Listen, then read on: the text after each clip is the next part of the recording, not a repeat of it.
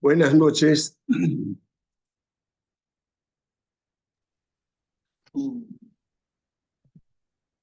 Vamos a comenzar.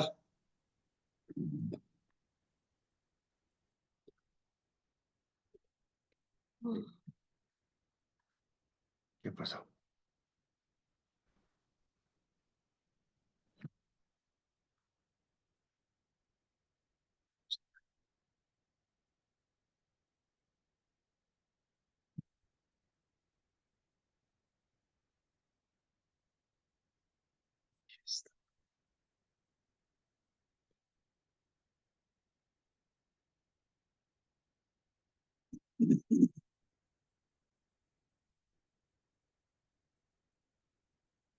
Bien, vamos avanzando entonces. Hoy tenemos dos temas, casi prácticamente tres, aunque muchas cosas se repiten. Los que llevaron el curso el año pasado recordábamos el siglo XIX como el siglo liberal. Algo que nos estoy hablando también este año un poquito de los problemas del liberalismo en la Iglesia, sobre todo en esas dos etapas que veíamos, una más respetuosa y la otra prácticamente ya persecutoria con la Iglesia. Esto que sucedió, veíamos el año pasado en la Iglesia Universal, también va a suceder específicamente en la Iglesia en América, con las complicaciones propias además también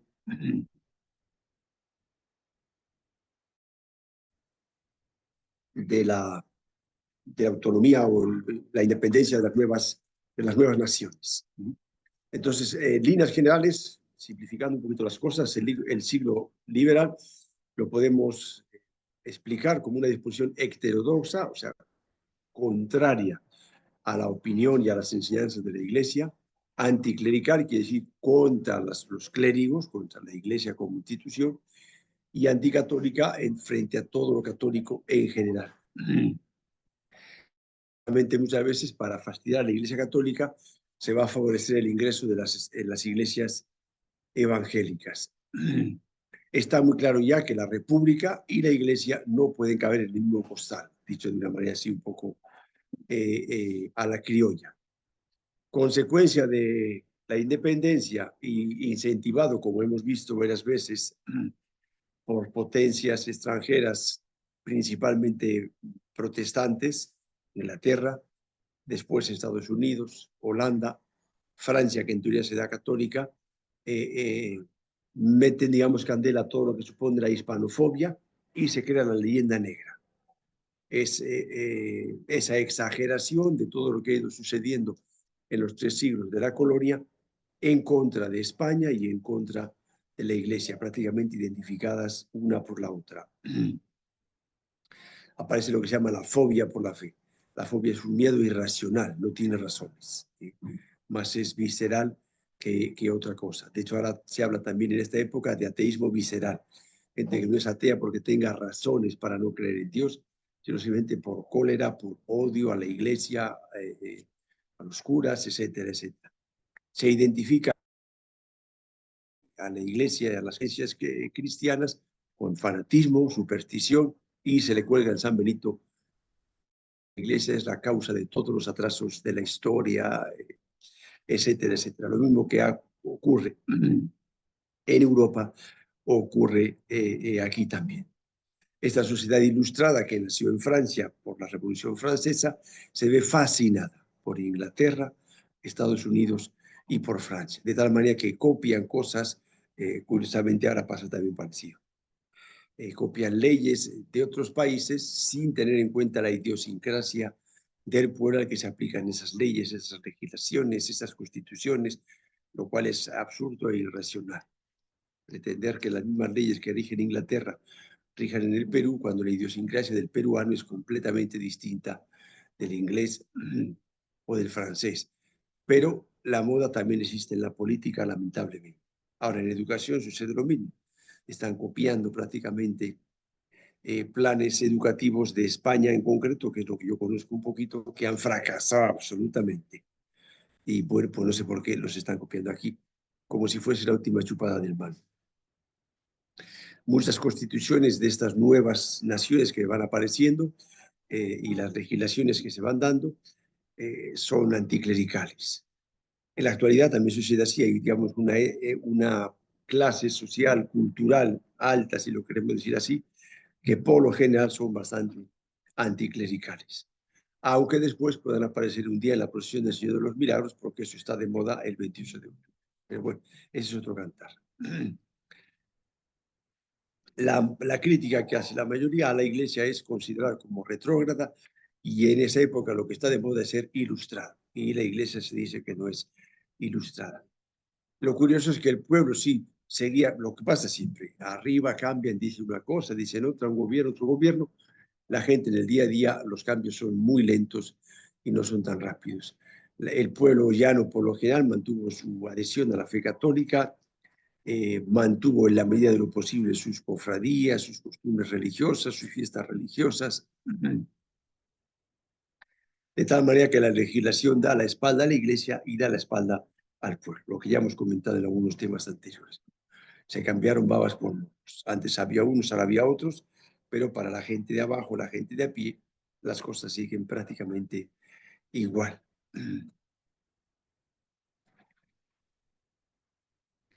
Como ya veíamos el año pasado, y les decía un poquito ahora, en este siglo liberal hay dos etapas, ¿no?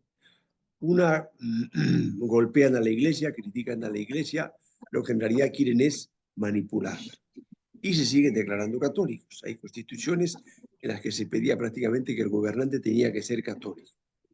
Pero en realidad lo que están queriendo es manipular a la iglesia, y esto que está queriendo decir que ellos mismos reconocen el poder de influencia que tiene la iglesia y que el gran estrato, la gran mayoría del pueblo sencillo son todos católicos. Entonces lo que buscan es manipular a la iglesia. Después muchos de estos van a misa, piden misas, piden entierros. Es una situación que se da bastante en América Latina de doble vida. Por un lado me declaro católico, voy a misa los domingos, pero después en política soy un salvaje.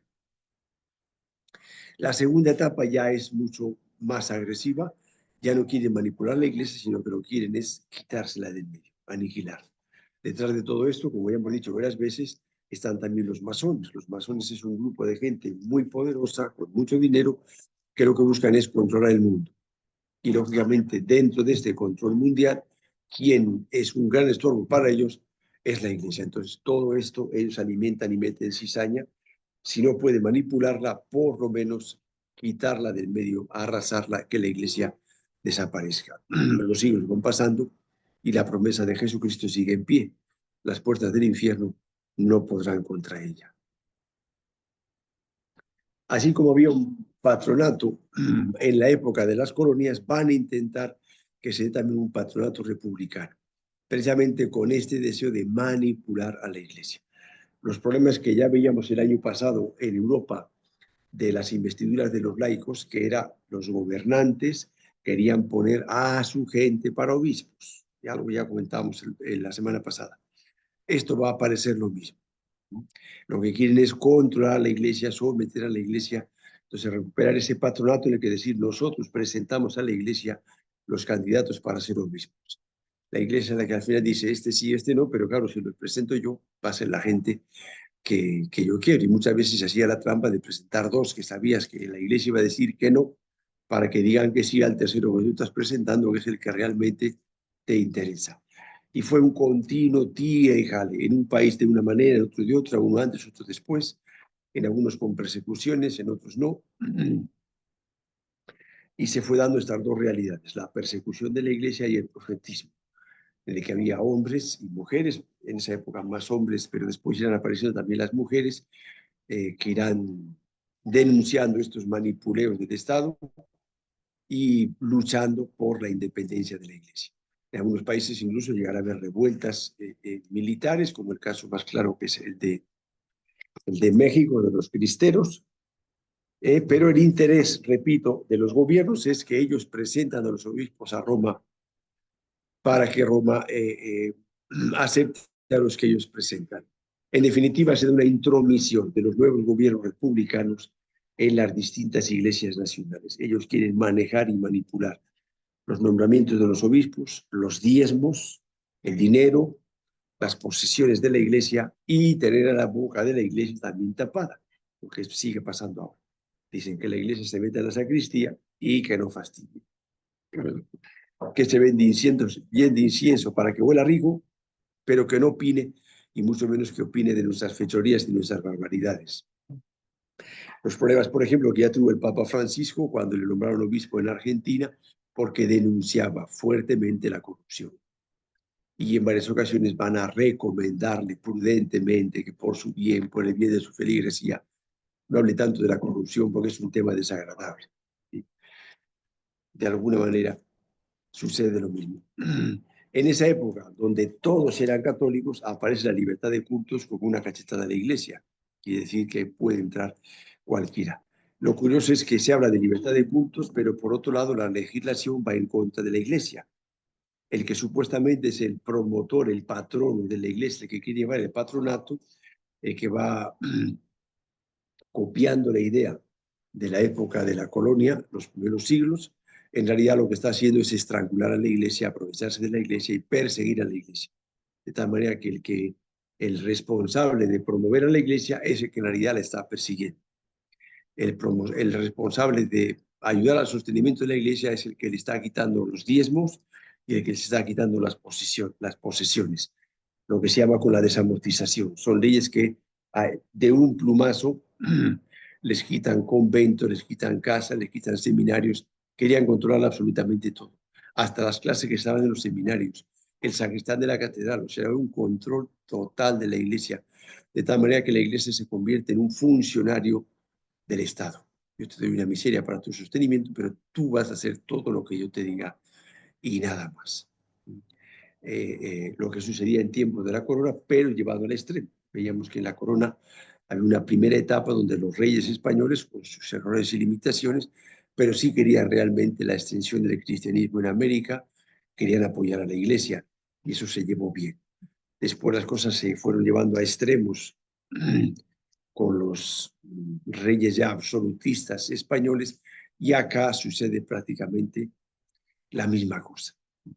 Se fortalece el catolicismo nacional, o sea, decir, la Iglesia Católica peruana, Iglesia Católica brasileña. Y el Papa es un extranjero aquí. Los sacerdotes extranjeros son extranjeros en el país. Entonces se convierte la Iglesia en una especie de ministerio de dependencia del Estado.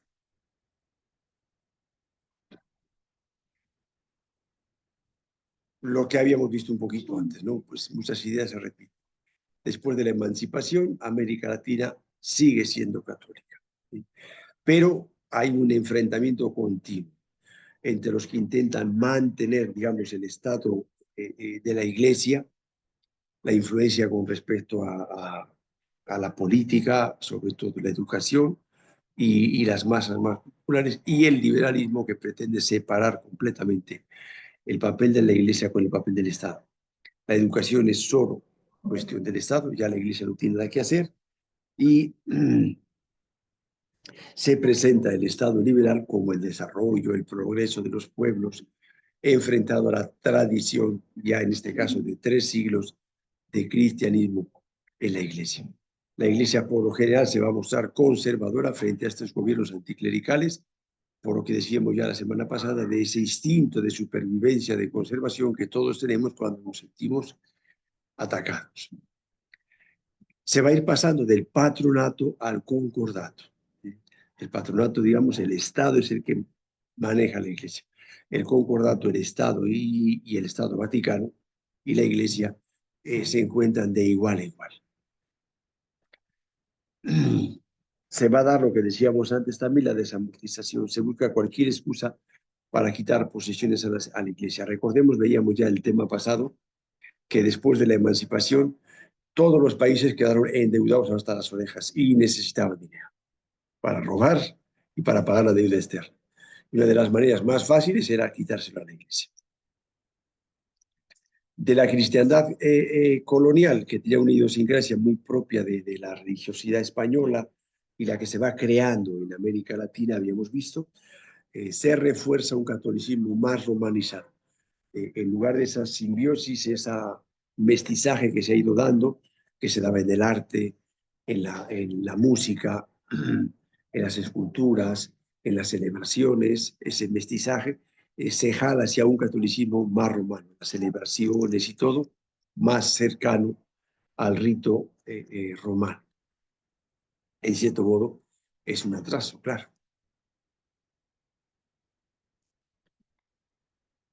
El mercado mundial, lógicamente, el interés que tenían los países europeos en América Latina no es un interés libertario, no, era un interés eminentemente económico, porque veíamos ya que pasaron de un colonialismo real de posesión, de presencia de España en América Latina a un neocolonialismo económico. Esto va a ir cambiando, se pasa de la neocolonialismo inglés, británico, va a ir cambiando, va a ir cogiendo fuerza a los Estados Unidos y se pasa de una hegemonía británica a una hegemonía norteamericana, en la que quien impone las modas, la economía, qué es lo que se produce en los países, porque lo que ellos van a comprar es Estados Unidos. Y a quien se compran las cosas ya no tanto es a Europa, sino también a Estados Unidos. ¿Ya? Por otro lado, se van restaurando las congregaciones religiosas. Veíamos que por la emancipación muchas tuvieron que salir, quedaron divididas, unos se quedaron aquí, otros tuvieron que irse, otros fueron perseguidos.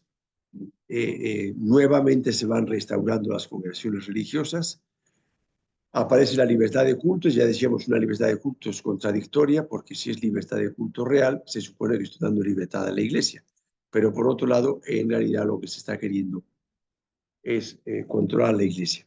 Estas clases que van subiendo al poder están cada vez más secularizadas. Y cada vez son menos creyentes, les interesa menos la iglesia y lo ven como un estorbo. La iglesia, volvemos a decir, se presenta a la defensiva. Sin embargo, cuando había conflictos, el pueblo se hartaba, se levantaba en armas y aquello no había quien lo controlase, ¿a quién pedían que hiciese de mediadora, de apaciguadora para calmar los ánimos? A la iglesia. En cierto modo, esto hace que la religión se politice. ¿Qué quiere decir? Que la iglesia se presenta como antiliberal y conservadora. Mientras que aparecen partidos conservadores a los que de alguna manera la iglesia se adhiere y los partidos liberales, partidos progresistas o partidos de izquierdas. A partir ya del siglo XX, los años 20 del siglo XX, recordemos la revolución bolchevique de Rusia, es 1917. El comunismo empieza a extenderse por Europa y llega también a América. Entonces la iglesia empieza a preocuparse ya no solo por el liberalismo, sino por el comunismo, que es abiertamente antirreligioso y en concreto anticristiano. Recordemos que Marx decía que la religión es el opio de los pueblos. Y de hecho van a conseguir captar lo que no habían conseguido antes los liberales, que era, digamos, una religiosidad, si lo queremos decir así, una influencia, más que una religiosidad, de las clases altas. El comunismo sí va a conseguir llegar al pueblo, a los trabajadores. Y va a ir consiguiendo poco a poco que grandes masas de trabajadores vayan abandonando también la iglesia. Se presenta como una especie de solución mesiánica frente a los problemas sociales y en su desarrollo, cosa que después se ha demostrado que ha sido por el contrario. Volvemos a decir lo que decíamos en temas anteriores. Todas las revoluciones que dejan de medio lado al libertador real no son libertadoras, sino que lo que cambia simplemente es el que está arriba en el poder, pero los de abajo siguen pagando pato.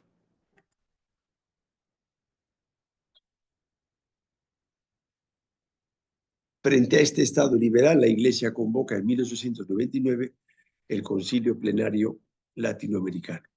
Va a dejar atrás todas las leyes que habíamos visto en el caso de Perú, las más famosas de los concilios limenses de Santo Toribio, y va a intentar defenderse frente a todo este ataque liberal. Como decíamos antes, la iglesia se va a hacer más romana y frente a esto, el Estado presenta al Papa como la cabeza de un gobierno extranjero. Por lo tanto, según su razonamiento, el Papa aquí no pinta nada, el clero extranjero aquí no pinta nada, son funcionarios de un gobierno extranjero. Nosotros jóvenes somos jóvenes repúblicas y necesitamos fortalecer lo nuestro y todo esto aquí no pinta nada. Entonces, o se los expulsa a los extranjeros o, como veíamos antes, se intenta someter a la Iglesia. Las soluciones básicamente son dos. O se llegan unos concordatos que en la mayoría de los casos no se cumplen, o se va a dar en muchos países a lo largo, en distintas épocas. Ahí en la separata con un poquito más de calma y paciencia, aunque no lo memoricen, ponémoslo en ello. Pero sí leen un poquito para que se vea todo el siglo tan complejo que ha sido para la Iglesia. En algunos ha sido a principios del siglo XX, en otros ha sido a mediados del siglo XX, en otros ha sido al final, en otros sigue siendo ahora todavía las persecuciones contra la Iglesia. En el Perú ha habido varios concordatos, el último concordato se firmó en una dictadura y ahora ya están diciendo que ese concordato no vale. La situación ha sido muy compleja y muy difícil para la Iglesia. Todo esto ha ido haciendo que se vaya formando un nuevo pensamiento latinoamericano, consecuencia un poquito de, lógicamente, de lo anterior, pero que se va adaptando a estas nuevas realidades. Vamos a ver un poquito cómo han ido quedando las estructuras de la Iglesia ya en estas jóvenes naciones. En el momento de la independencia había 7 arquidiócesis, por lo cual las extensiones en todo lo que estamos hablando de América Latina, desde México hasta la punta de Argentina, sin contar Brasil, Brasil era una sola arquidiócesis. Tenemos 7 arquidiócesis y 34 diócesis, por lo cual las extensiones eran absolutamente descomunales e imposibles de visitar y de controlar.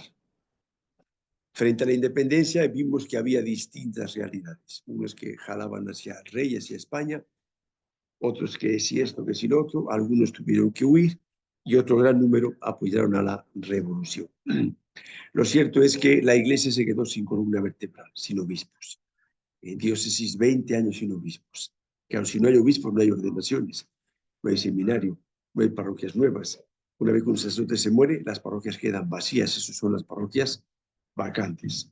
Los seminarios quedan desparramados o no hay seminarios, quedan completamente divididos. El clero, pues los sacerdotes, uno dice una cosa, el otro dice otra, el diocesano dice una cosa, el religioso dice la otra, porque no hay una cabeza. Una vez que quitamos la cabeza, todo se viene abajo.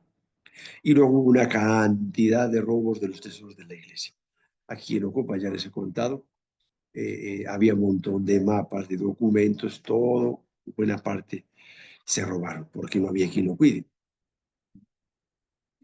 Y precisamente esta debilidad de no tener obispos durante 15, 20 años la diócesis facilita que las autoridades civiles a nivel nacional o a nivel regional metan la cuchara en la iglesia para hacer y deshacer lo que les aparece. Ya habíamos todo ese tire y jale entre Roma que pone obispos, España que les reclama a Roma si tenemos un patronato, ¿por qué haces esto? Los países nacionales quieren poner obispos, Roma no se atreve o Roma no los acepta, todo un laberinto que en 20 años deja todas las diócesis completamente desnutridas y debilitadas.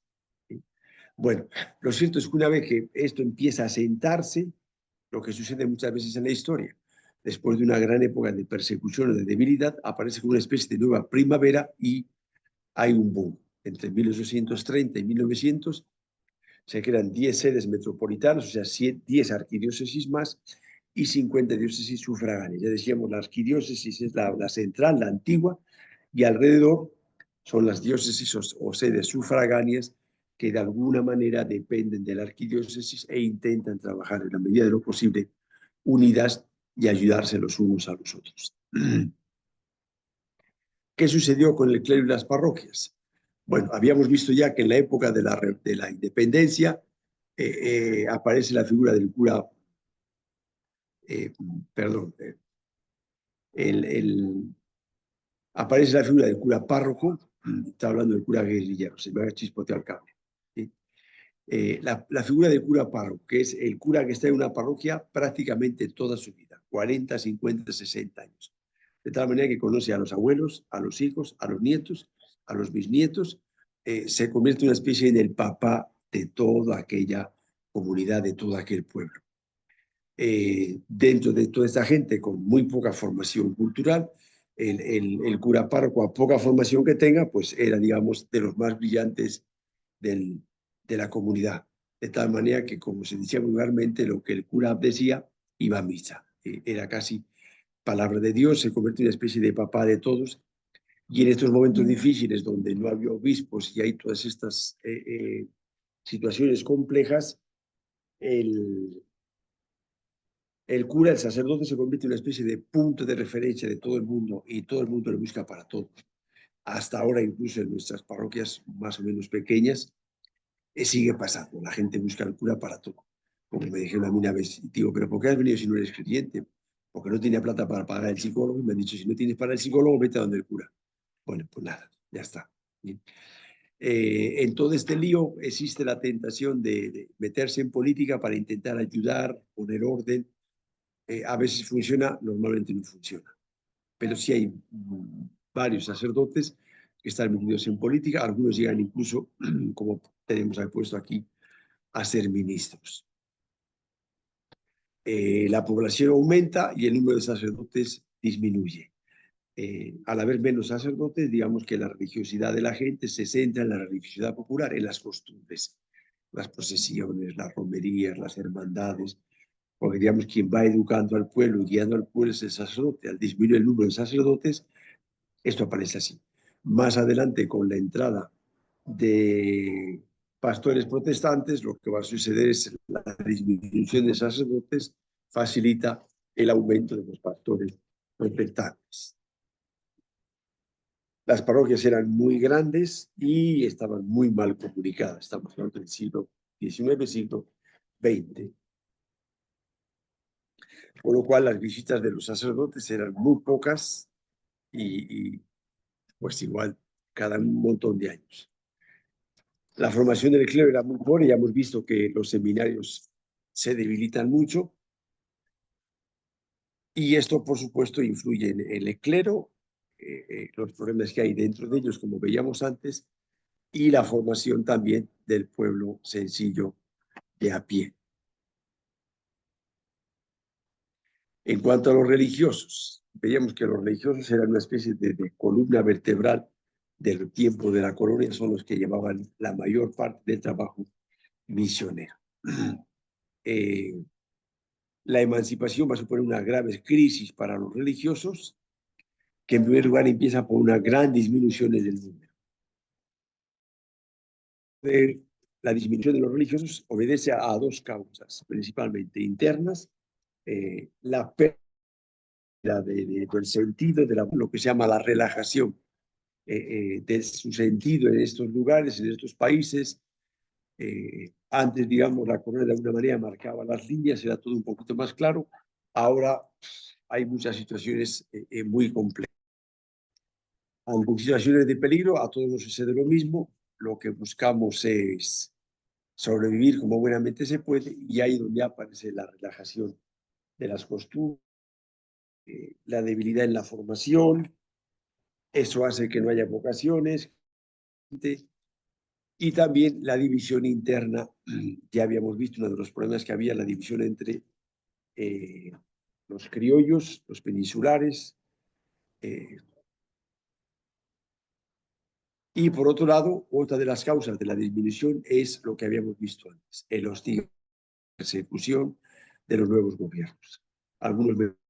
Unos más discretos, otros más descarados, la desamortización de quitarle grandes extensiones de terreno, lo que les permitía de alguna manera vivir más o menos holgadamente y poder invertir en las misiones, en las zonas lejanas, en los pueblos alejados,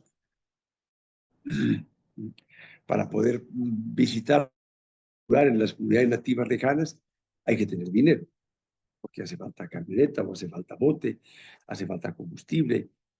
Entonces, ¿de dónde sacas esos recursos? Esos problemas han existido siempre. La solución que se va a dar es refuerzo con personal que pasa ya toda la crisis de la emancipación. Mientras no haya esa persecución al clero extranjero, como veíamos antes, se busca un personal europeo, aparecen las misiones de restauración intentando los puestos misionales que había, las parroquias que se han abandonado, que han desaparecido, van apareciendo congregaciones autóctonas, digamos, de vida religiosa interna, llegan órdenes femeninas, había, pero eran prácticamente contemplativas y muy pocas femeninas de vida activa, que van a tener un papel muy importante en la educación y la salud principalmente. Son las que van a llevar colegios de niños, de muchachas, de señoritas, postas médicas, etcétera, etcétera. El vicariato, por ejemplo, las primeras religiosas que llegaron fue en 1916, 17, si no recuerdo mal, pedidas en Chanchamayo por el pueblo para llevar el hospital del paludismo. El paludismo era una peste terrible, morían la gente como piojos, alguien que llevase un hospital. Y quienes vinieron fueron las hijas de María Auxiliadora, que todavía están en la Merced, aunque ya no se dedican a la salud.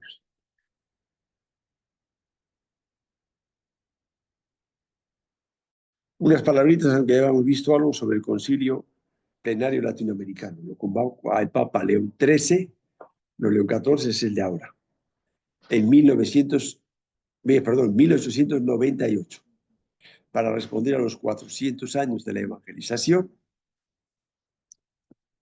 e intentar actualizar la Iglesia latinoamericana frente a todos estos problemas y dificultades que está sufriendo. Cuando buscan, ya lo habíamos hablado, me parece, la semana pasada, dónde celebrarlo, al final la mayor parte de los grupos de Roma que hacerlo dentro de América, porque las comunicaciones dentro del continente son muy complicadas, muy costosas y muy lentas. Es más fácil salir al puerto, barco y ir a Roma. Es un concilio más pastoral que político. Hay nuevas naciones, sino que recoge un poquito las enseñanzas tradicionales y ve cómo vamos a enfrentar esta crisis para llegar al pueblo fiel.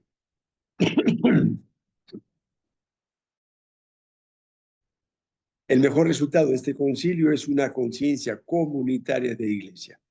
Habíamos visto que el sueño de una América unida en la emancipación se vino abajo. Lo que encontramos son países enfrentados entre ellos, sobre todo por problemas limítrofes, hasta acá, y lógicamente la iglesia se ve envuelta en eso. Si Perú está peleado con la iglesia peruana, con la iglesia chilena, de alguna manera, quieras que no, también te afecta.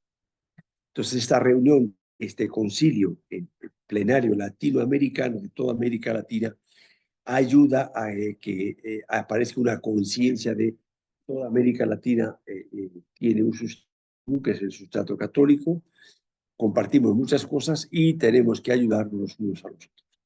Consecuencia de esto es la formación de las conferencias episcopales de cada país. Todos los obispos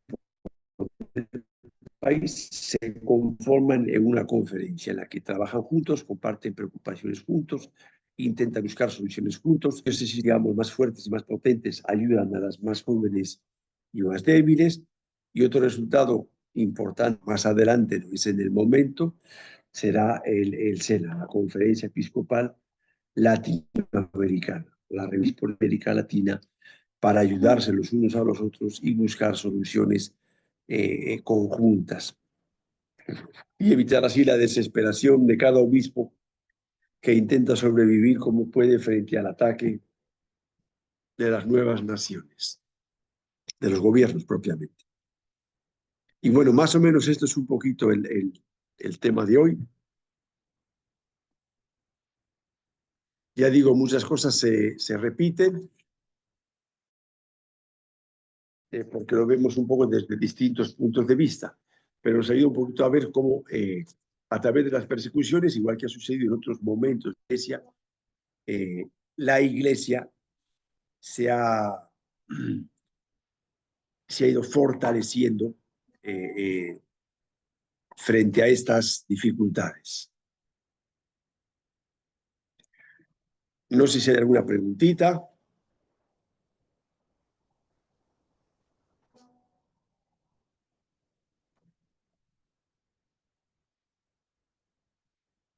¿Alguna consulta? Últimamente están todos muy mudos. No sé si es que no entienden nada o qué. Padre, buenas noches. Sobre el trabajo final, padrecito, quisiera saber. Sí. Bueno, la plataforma, en el sílabus, ahí la última parte del sílabus explica el trabajo final, cómo se hace, cuáles son las partes que tiene, cuántas páginas, el tema, todo está ahí. Entonces, les vuelvo a decir lo mismo. Ahí está toda la información, léanlo y de ahí van sacando para hacer su trabajo final.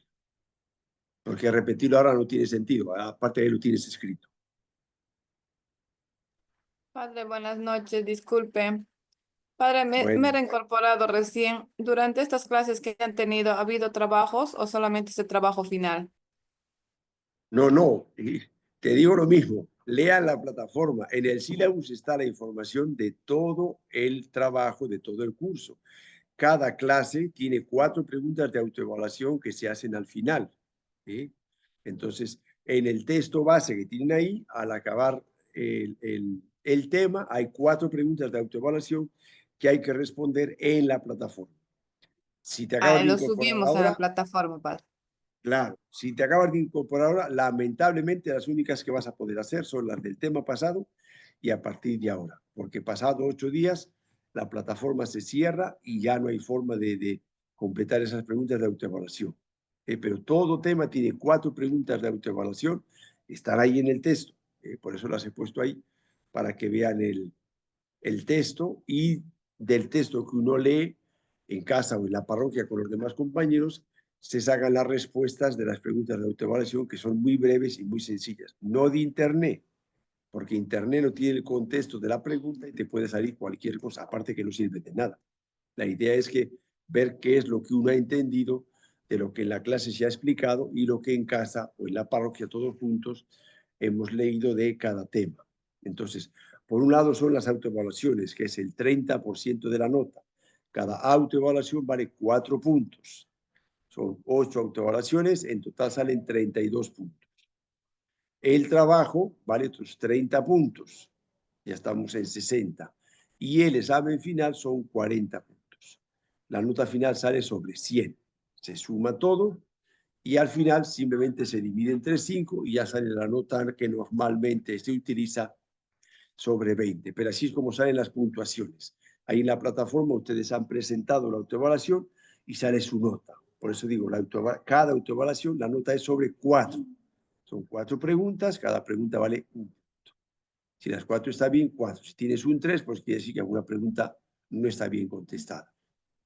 ¿Ya? Padre, padrecito, disculpe, entonces solamente de la semana pasada y esta semana nomás tengo opción de presentar. Las anteriores Sí, ya no las hay demás ya no opción. vas a poder, porque ya está Oye, cerrada la plataforma. ya, padre. Muy bien. Les recuerdo que el miércoles tenemos la última clase. Ya, me van a disculpar, pero yo el próximo lunes no puedo tener la clase y entonces ya habíamos estado viendo opciones y habíamos acordado que esto. Entonces el miércoles pasado mañana, a la misma hora, a las 8, tenemos la última clase. Este miércoles, ¿ya? O sea, hoy es 12, lunes 12.